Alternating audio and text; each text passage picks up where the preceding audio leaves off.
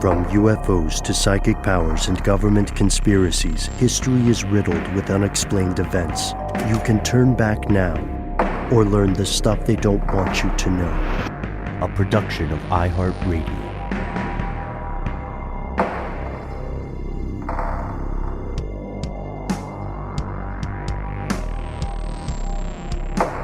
Welcome back to the show. My name is Matt. Noel is on adventures. And we'll be returning soon. They call me Ben. We're joined as always with our super producer, Paul Mission Control Tech. And most importantly, you are here. And that makes this stuff they don't want you to know. Matt, I was having a bit of a uncharacteristic wave of nostalgia over this past weekend, and before we went on air, it's weird because it seemed like once again you were reading my mind when you talked about our YouTube channel. It's strange when you think that, like, we used to do so many videos. I know that it consumed our lives for several years there, both before and after we got our own channel, which, by the way, is youtube.com/conspiracy stuff. If you haven't checked it out recently, you should go check it out. And we'd actually like for you to run a little test for us. Use your favorite internet search engine, perhaps DuckDuckGo, perhaps Google, Yahoo, whatever, and search for Stuff They Don't Want You to Know YouTube and see what comes up. Because we found, at least on our end, that Google seems to have forgotten about our channel. Which is, it's kind of flattering to imagine that that channel, which has been inactive for a while, at least up to now, it's kind of flattering to imagine that an entity as large as Google would care about that. To me, that indicates that we were doing something right. Now, granted... Well... we were either doing something right or, they're categorizing us in the same way as some of these other people who have been taken off of YouTube and other platforms recently. Mm-hmm. Yeah. I predict that as things become more unstable in the near to mid future, we're going to see increasingly heavy-handed use of censorship and surveillance powers. But that is to tweak the old figure of speech. That's a bridge we'll burn when we get there. You know what I mean? For now, I've got to say I'm tremendously grateful for every one of our fellow listeners who's been writing to us and telling us about all these strange things that aren't making it into the news. For years and years, you and I have always wanted to cover the things that are just off the edge of the mainstream map. The things that, the regions of the map where cartographers of old would draw some serpents and say, here be dragons. Things that are just like outside the pool of the streetlight. And we've only been able to do it this long because we have help from the best part of the show, which is specifically you. So what better way to put our money where our mouth is than to explore an episode topic brought to us by one of our fellow listeners. That is correct. One of you, who hopefully is listening to this episode, send us a little voice message, and it goes a little something like this. Matt, Dan, Noel, this is Weird West in Wyoming. I have a question. Have you guys ever thought that maybe Google is a tulpa? That it's found its own sentience, that it's there, that there's something to it. Also, look up the Tatum Salt Dome. See ya. Okay, first thing here. Weird Wes, and we did not do this on purpose. Ben and I did not discuss this prior to recording this episode. You just asked if Google was a tulpa of some sort, some kind of thought form that had sentience that could act on its own. We did not, I don't know if, Ben, if you listened to that voicemail right before this or something. I didn't do this on purpose. Now I'm thinking the tulpa that is Google is trying to bring us down from a YouTube standpoint, at least. I'm fascinated by the idea. For anyone who is unfamiliar, a tulpa is this concept that a life form can exist without a physical body, a sentient thought or collection of thoughts or an algorithm. So, in a way, a software program that reaches the level of machine consciousness could be a tulpa. And, the aggregation of algorithms that are Google could in some ways be considered a tulpa. I've got a really weird story. I'll have to send you off air. I've been writing a bunch of garbage, but I've got a really weird story about a world in which emotions shared between two or more people can become sentient, and it's a tulpa situation. I started off trying to write it as a rom-com, but I'm terrible at rom-com, so it became yet another horror story. But you're right, Matt. It's a fascinating concept, and it's a concept that we have, I believe, explored in the past a little bit. But there was one thing you said, Weird Wes in Wyoming, that I think Matt and I really tuned into, because it was something that we had never heard of, which is admittedly, I don't want to say rare, but it's admittedly uncommon for us. That is correct. That little throwaway you had at the end of the message that just said, "Hey, look into the Tatum Salt mines." Mm-hmm. Bye. Yeah. Dude, but Ben and I both, and Noel actually, we all just went, "Wait, what is that?" And we started using Google, the tulpa, now that we've established that, to search things about it. And my goodness, we found an entire episode hidden deep within those salt mines. Mm-hmm. And I like the waxing poetic there at the end, Matt. It's true on multiple levels. Today's episode is inspired by you, Weird Wes in Wyoming. You contacted us about a strange, largely unknown event that occurred right here in the good old US of A. It's a bit of hidden history. It's a story the Jedi won't tell you. It concerns one of the most powerful, one of the most dangerous forces ever wielded by human hands, nuclear power. Here are the facts. Before we jump into this, I just want to point out that, Ben, you and Noel got to do a bit of a nuclear story while I was out recently, and now Noel is out, and you and I get to do a nuclear story. And I'm liking this. That's true. And they're very different as well. But disturbing. Absolutely. So one of the major things here, as we begin into the facts, is just to talk about nuclear power within the United States. And, I would wager that there are several of you out there listening who remember the protesting that occurred within this country when nuclear power plants were beginning to be constructed across the states. In various places that were deemed to be, good places for these things because they were safer there, But like a lot of the other protests that have occurred for various things in this country across time, they, appear to have done very little in actually preventing things from happening, and in this case, nuclear power plants from being built and or nuclear tests from being run. And a lot of this is because there are some tremendously beneficial things that can come from something like nuclear power that, isn't just your traditional burning of coal or other fossil fuels or natural gases or something like that. And these benefits many times, let's say almost all the time, are going to outweigh the dangers, at least if you're looking at it from a monetary standpoint, from a clean energy standpoint, or a cleanish energy standpoint. And, the dollar signs, really. That's what speaks to the most benefits. Right. Yes. Make no mistake. The vast majority of large-scale actions that occur like this, especially in the energy industry, are the results of a cost-benefit calculation, the same way that we all individually use cost-benefit logic in our own daily lives. This just affects people in many, many unforeseen ways.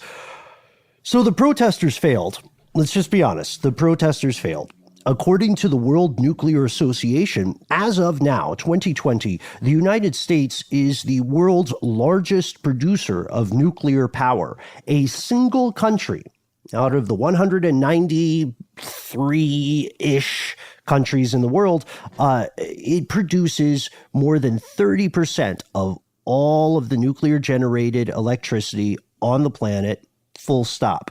And this is the result of a concerted effort that goes across both sides of the political divide in the U.S. Multiple companies are on board with it, even if they compete with each other.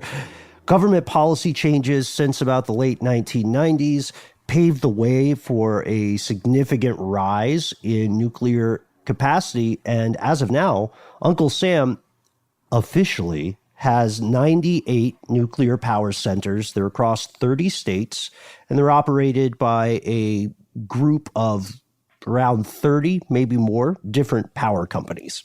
And just like, Ben, you and Noel discovered when covering the Santa Susana experiment recently that occurred out in California, where some of this nuclear power was being generated and tested to see if there are new ways to generate the power, and something went wrong.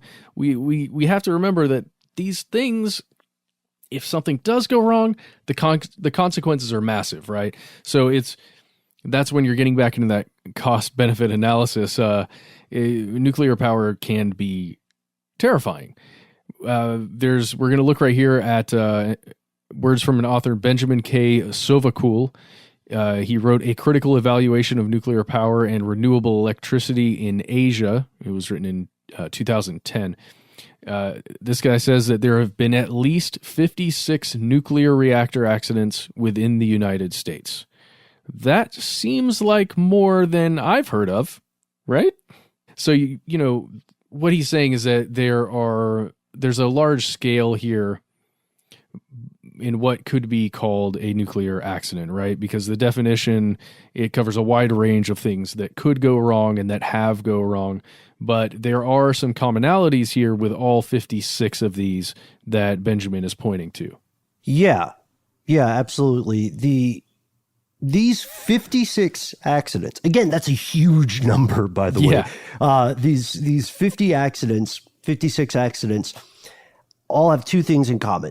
They either resulted in an immediate loss of human life, and immediate is important there, we'll see why, or they caused more than $50,000 US worth of property damage. That last part's very interesting to me because $50,000 is far more than the average US resident is going to have on hand, right? Just to pull out and use. But it's also a cartoonishly low threshold when we consider the overall cost of specialized nuclear equipment, particularly because that specialized equipment is inevitably going to be some of the first stuff damaged when things go south. And, you know, again, you should be weirded out by that, how high that number is of proven nuclear incidents in the U.S., nuclear meltdowns, disasters, malfunctions.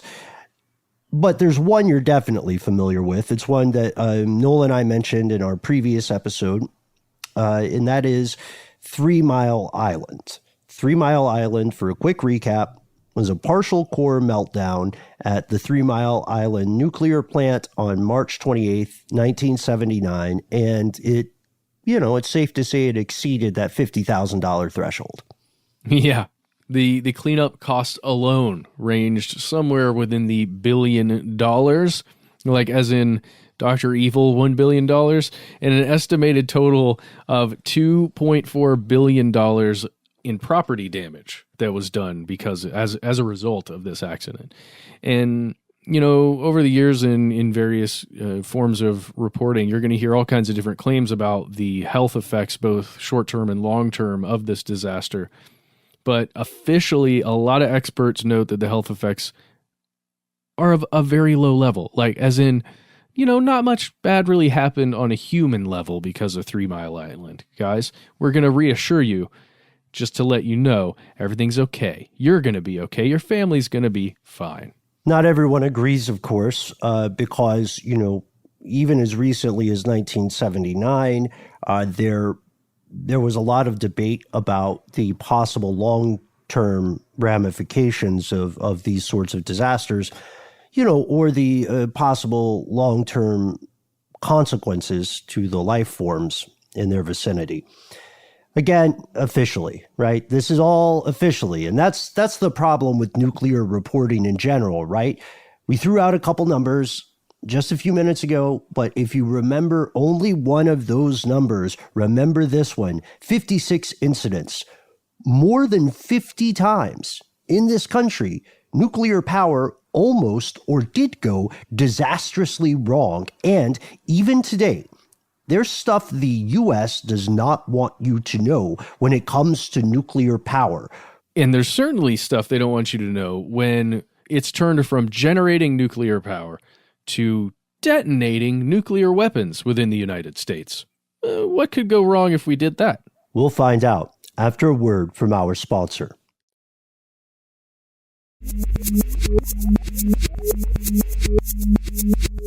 Here's where it gets crazy.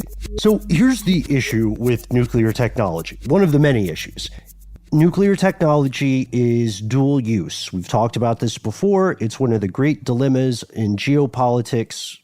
Please don't fall asleep just because we said geopolitics.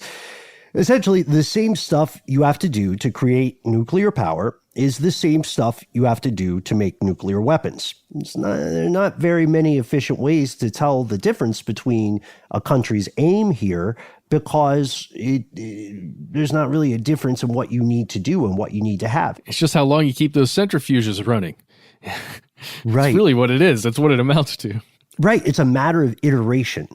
That's really the only difference. Like, imagine if you were, this might be a little bit too off the grid for some of us, but imagine if you were churning butter, and after, X amount of churns or X amount of time spent churning, you had butter.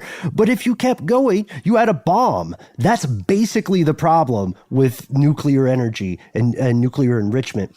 And so this left the U.S. and many other countries in a pickle, because this meant that, in theory, any country with the ability to domestically create nuclear energy would also domestically have the ability to make nuclear weapons, and no one could stop them short of trusting them.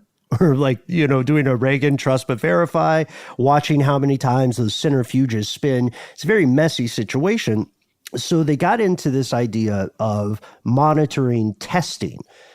Testing nuclear weapons is one great way to tell, right, what a country's true aims are. It's like building a battleship. You can't test a nuclear weapon and say you're doing anything other than that. You can't build a battleship and say you're doing anything other than attempting to build a Blue Force Navy and dominate part of the ocean.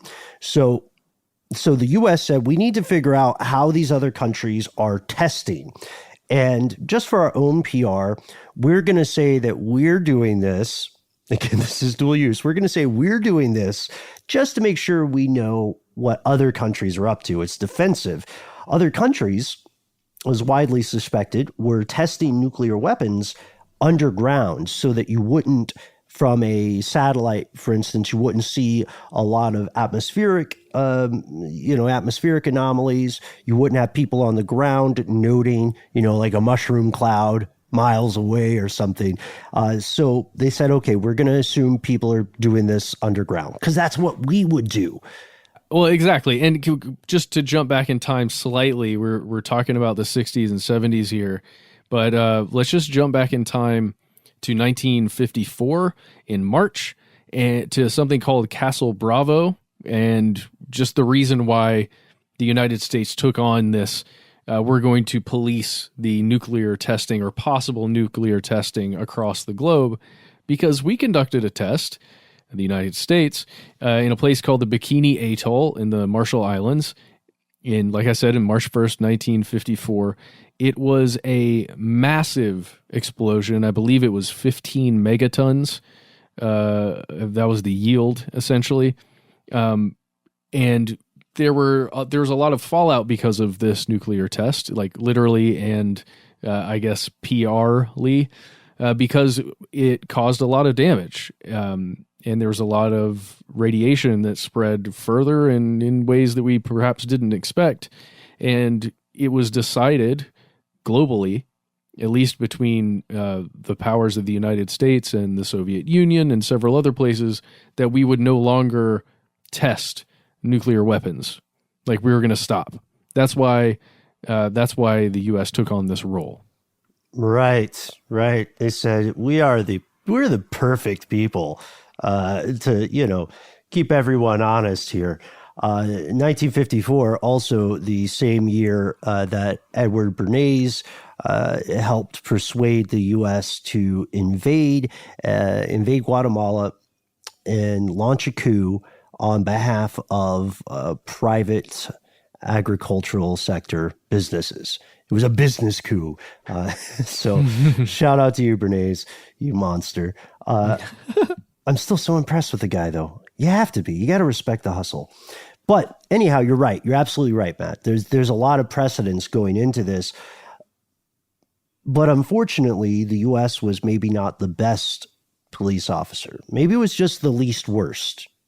Like, that's what people say about democracy. It's the least worst system humans have come up with.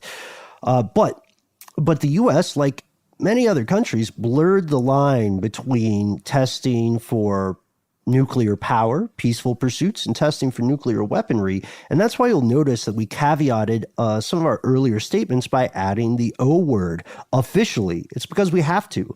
You see, the U.S., aside from Bikini Atoll, it turns out the U.S. conducted multiple nuclear tests back in the day, some of which are still probably secret, but Weird West in Wyoming hipped us to several tests that occurred in good old Mississippi. And at the time, what's weird about this, these tests were not even secret. The New York Times ran an announcement about it that kind of aged like milk, because it's very like, whoa, hey, look at this. We're, nuclear power is not, what could go wrong? And you can read the article in full online, but this project, one of the first things I noticed about this project, Matt, was that it had just a terrible name. You're talking about Project Dribble. Yes. I'm just drooling a little bit thinking about it.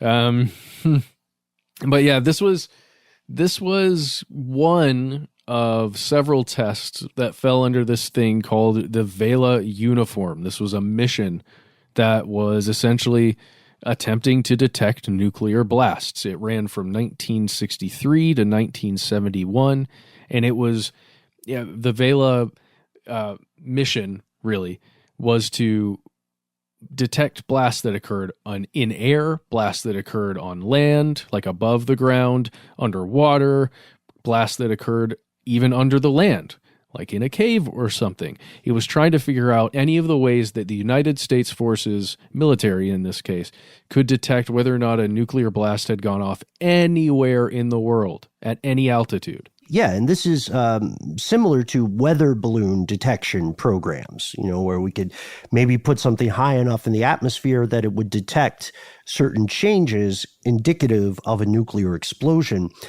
But figuring out what was going on under our feet was almost more important, because that's where the really sneaky stuff can occur. Vela uniform was overall 7 different tests that we know about. And not all of those tests were nuclear, but not one, but 2 of the nuclear detonations occurred just north of a very small town in Lamar County, Mississippi, called Baxterville. Baxterville is tiny, tiny, tiny, tiny. It's kind of like that. Around the time this occurred, Baxterville is what Garth Brooks would have called a one stoplight town or something like that. Mm-hmm. I'm forgetting my Garth Brooks, but you know what I'm referencing, right? Anyway, friends in low places aside, Baxterville was about 28 miles and is 28 miles southwest of Hattiesburg, which is probably the most recognizable town in the area. So the powers that be chose to detonate nuclear weapons in nearby Baxterville, where again people did live, because there was a distinctive geological feature there called the Tatum Salt Dome. Also, I have to mention, I don't know if it's because I was hungry when I was listening to your voicemail initially, Wes, but I could have sworn you said potato salt dome, and and I just like started imagining all the cool things you can do with potatoes. But no, this is way less cool. This is nuclear energy.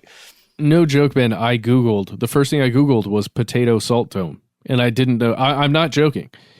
I thought that's what it was too. And that's nothing against US. I was maybe having a hard time understanding it when I was listening on my phone or something.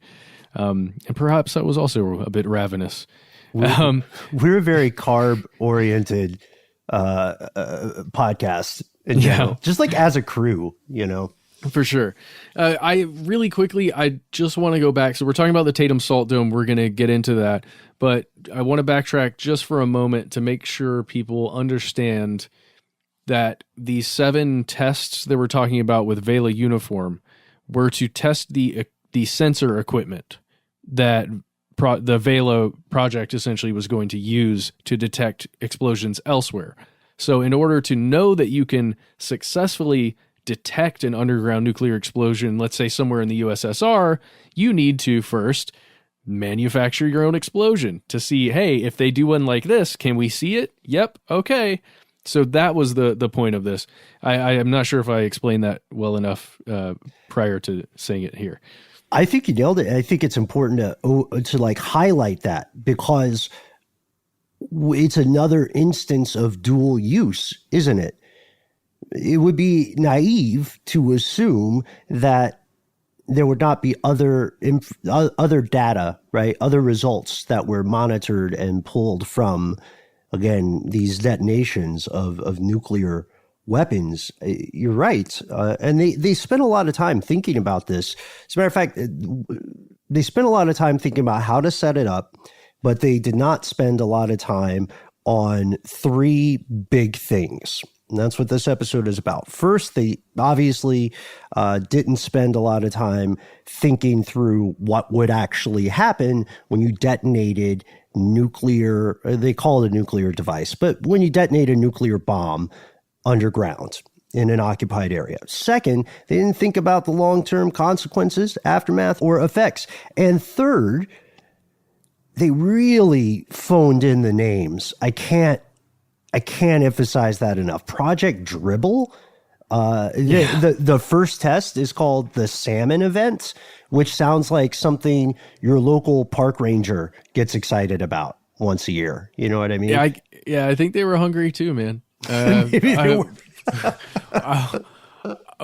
we mentioned the Tatum Salt Dome, why it's important. I'm just going to put this out here quickly. One of the major reasons when they're imagining what another country might do when they were going to try and test underground, they thought, well, if there was some kind of salt dome or an underground salt deposit, essentially, somewhere on land, the authorities could put a bunch of water into that salt deposit, essentially, turn that solid sodium into salt water and create a cavity underground where they could then place a bomb, explode it, and do some testing, right? That was one of the major reasons they chose this Tatum Salt Mine or Tatum Salt Dome. Right. Yeah. It wasn't just because it was cool, but it was because of the actual physical makeup of the dome. So they announced this to their credit, unlike some other U.S. tests on domestic populations. And here's what they decided to do. On October 22nd, after warning some residents in the area, about 10 a.m., 1964, the authorities detonated a 5.3 kiloton device 820 meters, or 2,700 feet, underground. Real quick, because I know we've thrown some words around here, kiloton is 1,000 tons. So this is like 5,000 tons and change. A megaton, like Matt, you had mentioned with Bikini Atoll, is 1 million tons. So this is smaller than Bikini Atoll, But again, it is in it's in an area where people were not expecting to encounter radiation and nuclear disaster. So the first thing that goes wrong when they detonate this at 10 a.m. is that the explosion is much, much stronger than the residents had been told it would be. The ground shook. A gigantic cloud of dust rises, the thing they were hoping to avoid. Windows break, walls crack 14 miles away, wells go bad, run dry, they clog. This favorite story, I know you probably have some too, Matt. One of my favorite stories is there's a local fisherman who watches in amazement as all the fish in this pond jump out of the water at once. Wow. Yeah, I can't imagine seeing that. Wow. Well, another thing that I can't imagine is the way a lot of the local residents described what they saw, even when they were miles away from ground zero. I'm just going to paraphrase this, and you can go online and read a lot of firsthand accounts of this test, Salmon in particular. They noted that there were ground ripples, like waves of the ground, where it's estimates now at this point, because a lot of this was looking back, 20, 30, 40, 50 years after the incident. But a lot of it they described as, maybe 3 feet of ground, let's say. Now imagine 5 inches of wave of that ground that you can see moving essentially in a semicircular path towards you, and actually moving the ground and rippling it. There were some people who said they were standing on concrete, and on the concrete, you could feel a wave of earth travel under your feet. And then they described about 10 to 15 seconds of just quiet and nothing, and then another ripple, and then another 11 seconds or so, and then a third ripple of the ground that you could actually watch. Like, that sounds otherworldly to me. Mm-hmm. Have you ever, I don't remember if we talked about this, Matt, have you ever been in an earthquake or experienced one? There have been several very, very low level earthquakes in Georgia that I have felt. And I didn't know I was feeling it until I woke up the next day and read that there was a low level earthquake. Mm-hmm. But I've been to California a few times now in my life, and I've never experienced anything big or in any other place. Mm-hmm. Yeah, it's an incredibly disorienting feeling, and it's one of those things where all of a sudden you recognize how powerless we as individuals can be.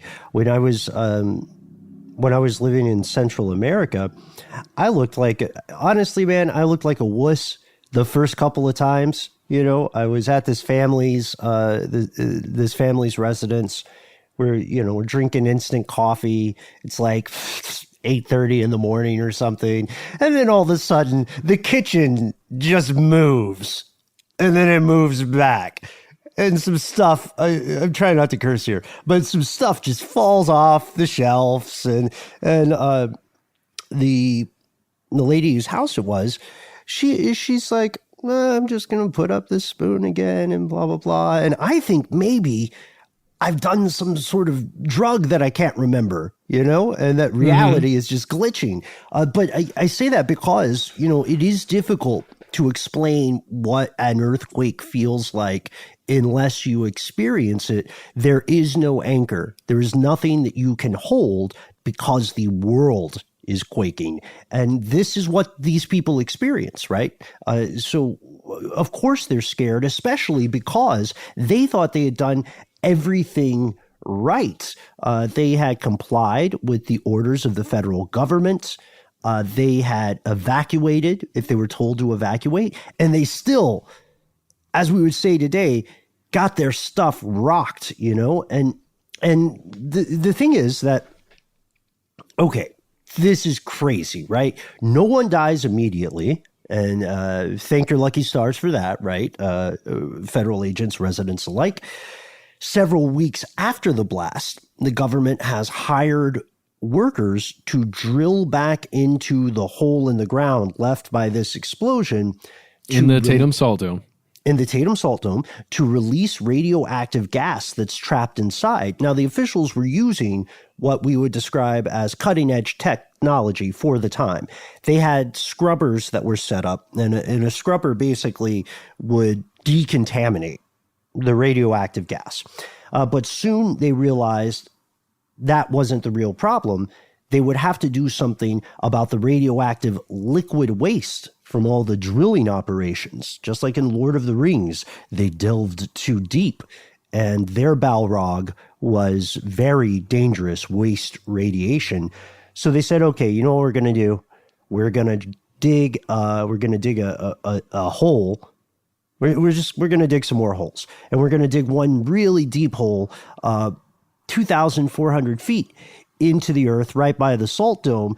And then someone in the room is like, hey, isn't there a groundwater aquifer there? And they're like, come, Craig, I need you to be a team player.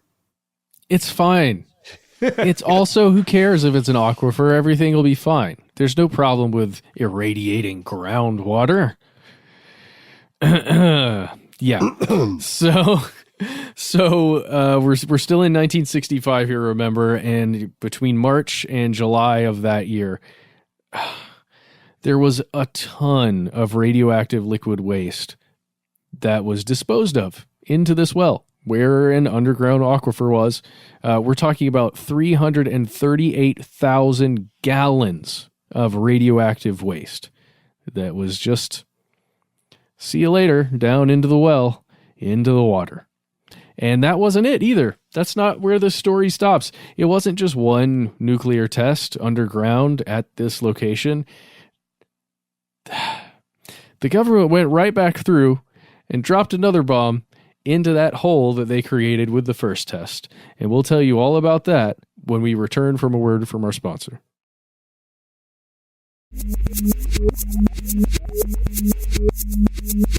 That's right. They must have had a different person writing the names by this point. A few years later, they conduct a second test, as you said, Matt, during what was called the Sterling event. This happened on December 3rd, 1966. Basically, they said, hey, we got this great hole from earlier. Let's keep using it. This was a very pro hole in the ground kind of institution. And it made sense. I don't mean to bust their chops too hard. It made sense. So they dropped a 380-ton device into the cavity that was left behind by the previous explosion in the Salmon event. The Department of Defense and associated agencies required residents for these tests within 1.5 miles of the explosion point to leave their homes while the events were occurring. They also said, hey, these detonations might mess up your house a little bit. They might damage some buildings and stuff. And it did. And it definitely did. They also proactively said,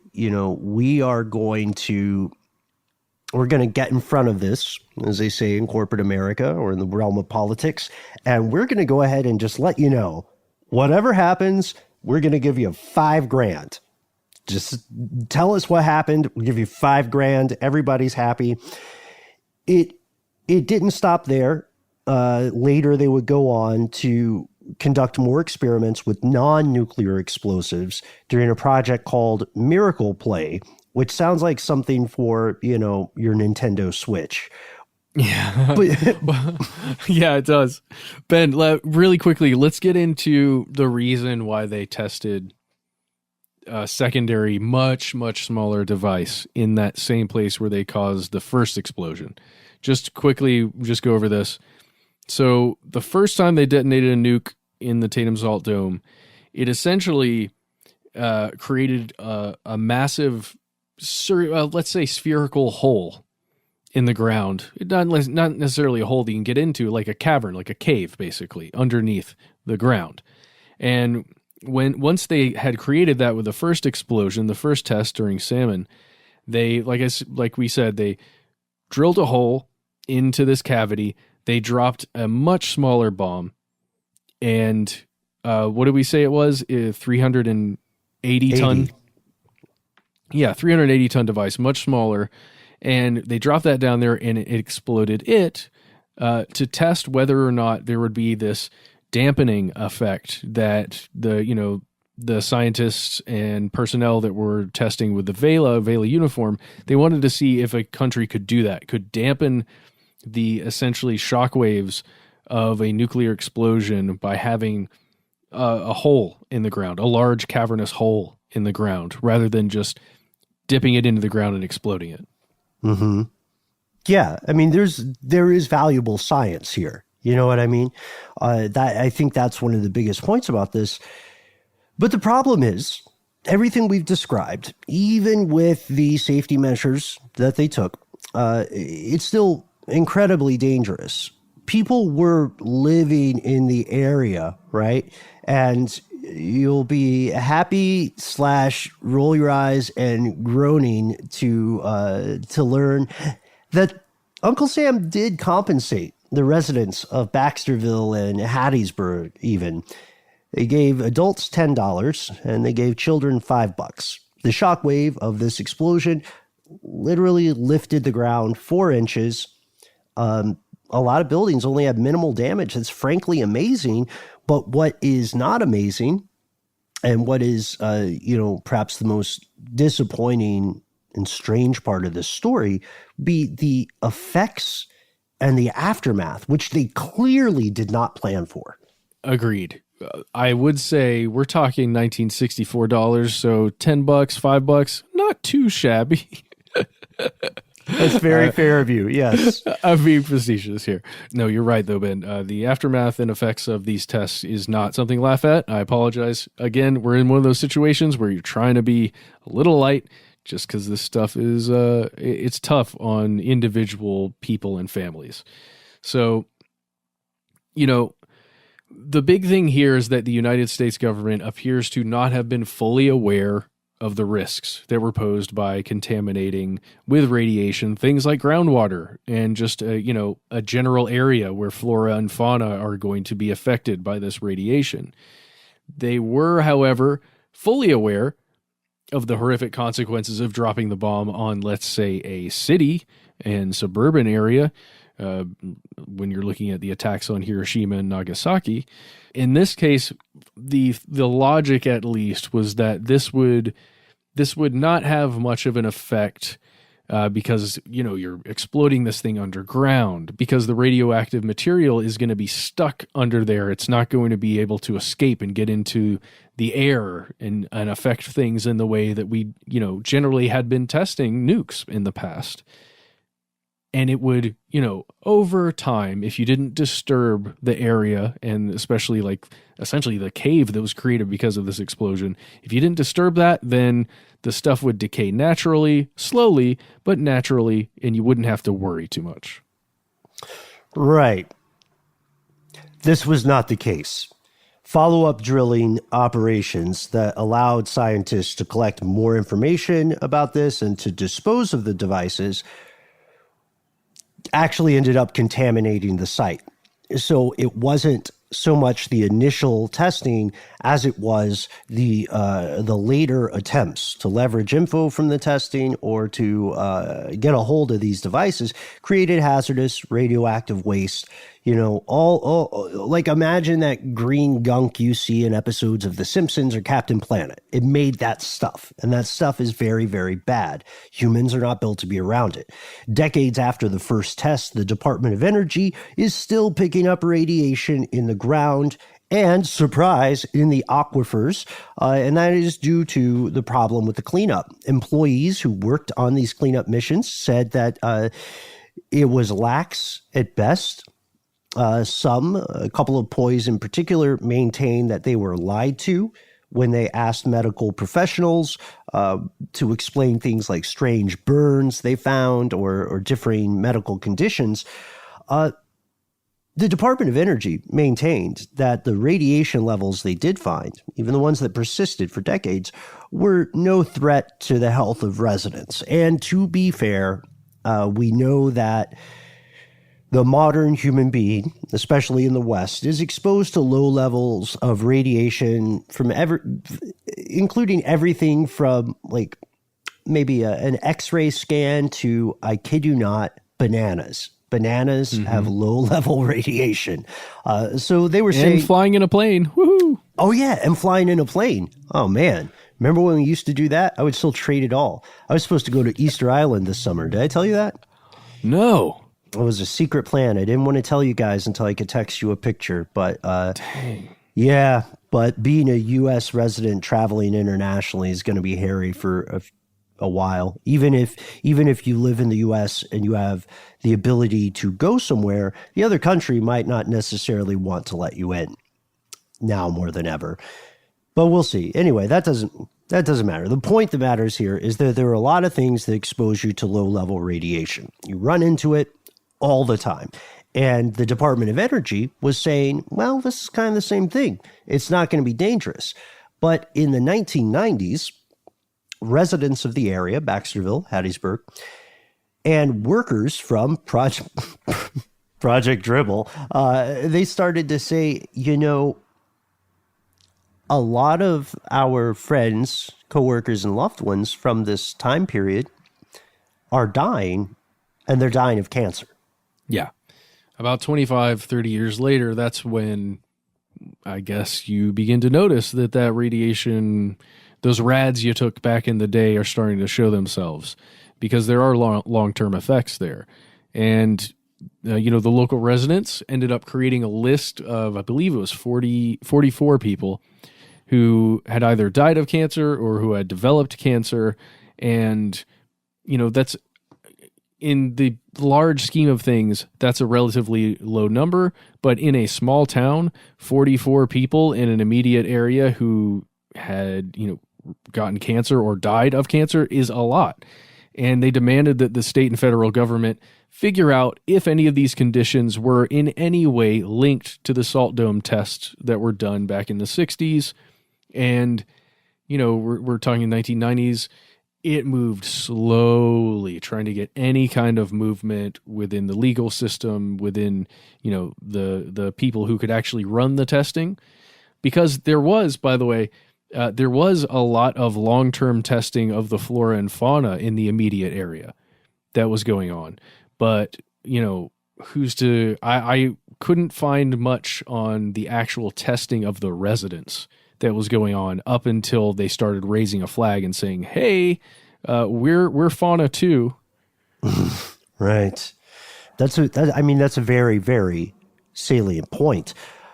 By the way, forgot to mention this. A lot of residents in this area used wells that they had, dug or had been there existing on their properties prior to these events.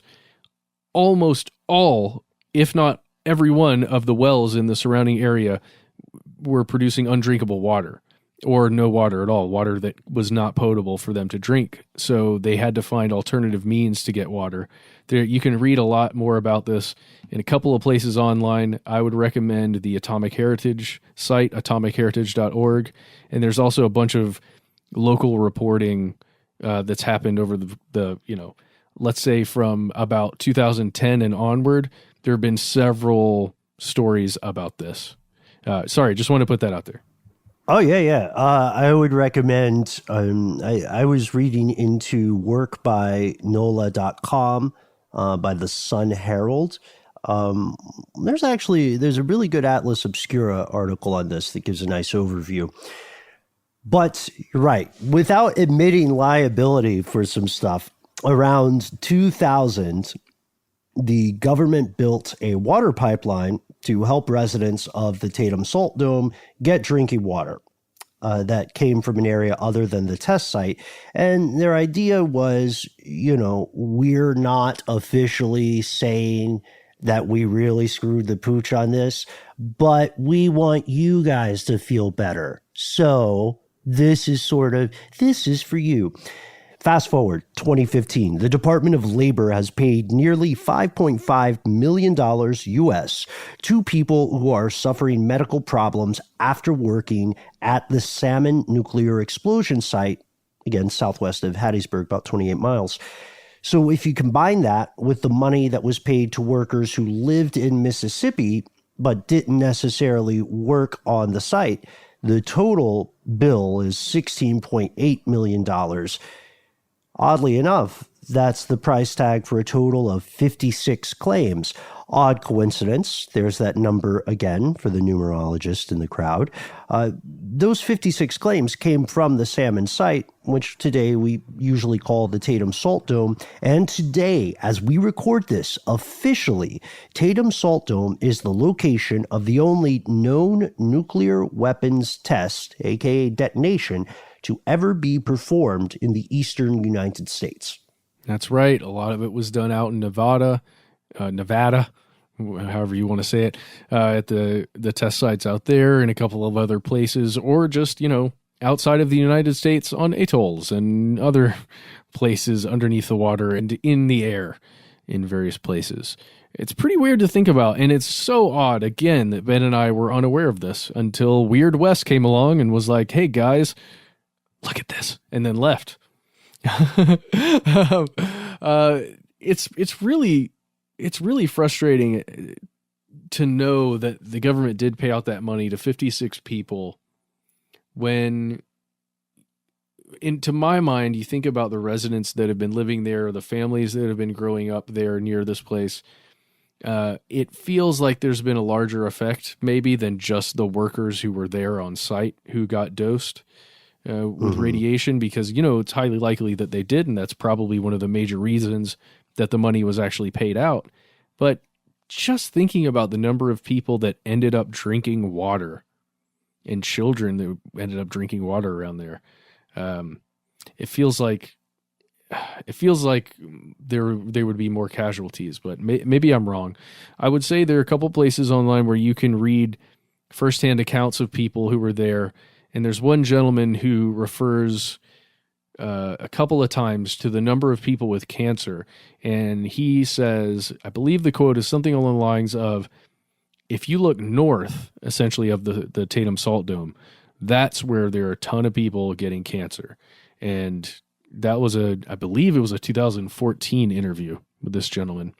But he was specifically saying, look to the north of where these explosions occurred, and that's where you'll find the people who were really affected.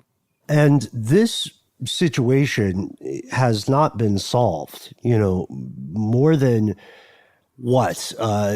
decades and decades later. This situation remains unsolved. The one important thing to note here is we are harping a lot on the activities of the U.S. government, but make no mistake, the USSR was conducting similarly dangerous and devious nuclear experiments, and many other modern nuclear powers have done the same thing. This was how the radioactive sausage was made. Today, most of the residents of Lamar County have, maybe a passing understanding of these two nuclear explosions, right?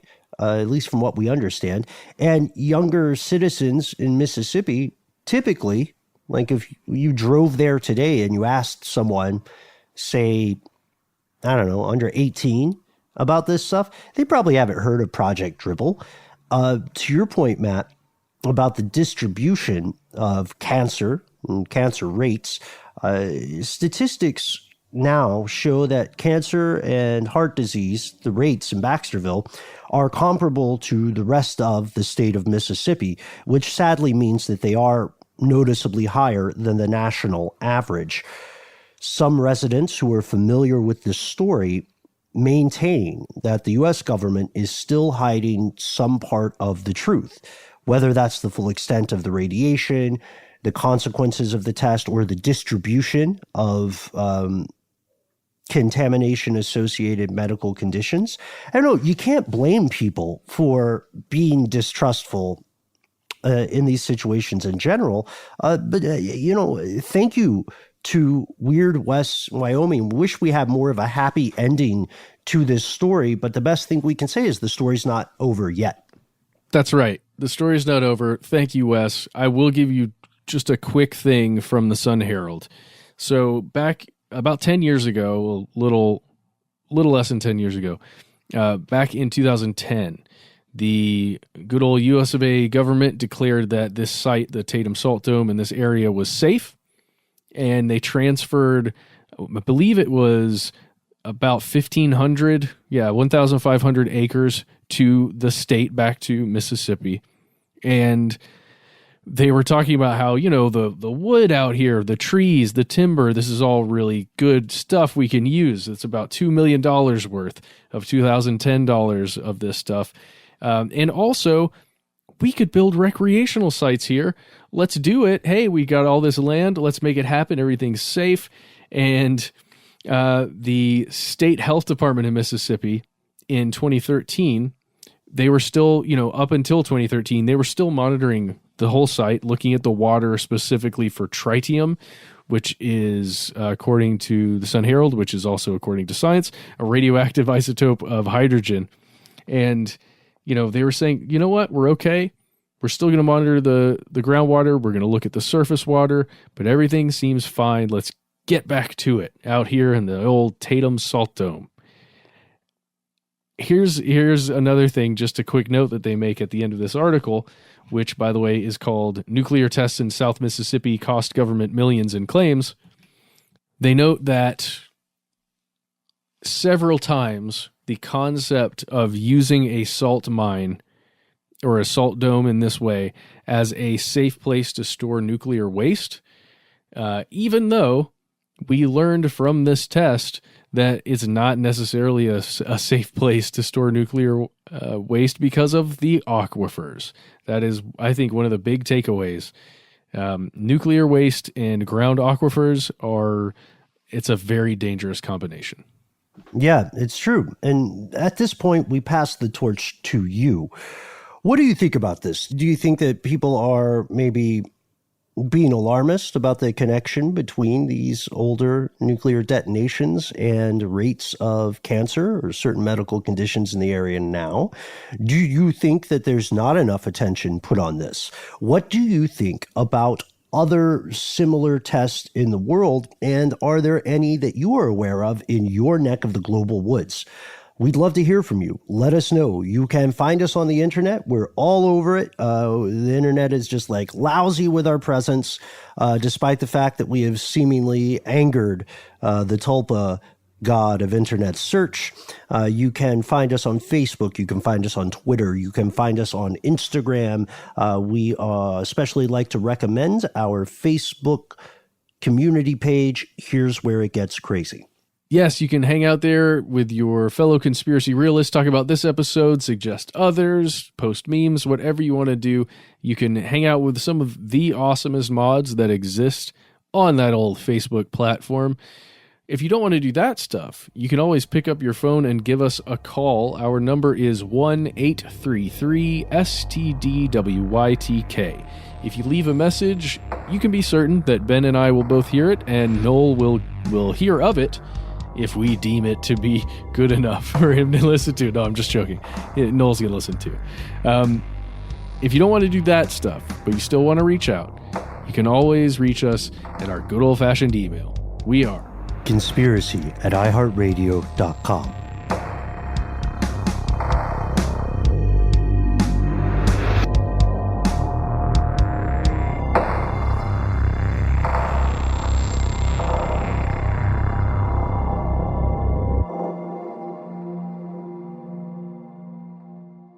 Stuff They Don't Want You to Know is a production of iHeartRadio. For more podcasts from iHeartRadio, visit the iHeartRadio app, Apple Podcasts, or wherever you listen to your favorite shows.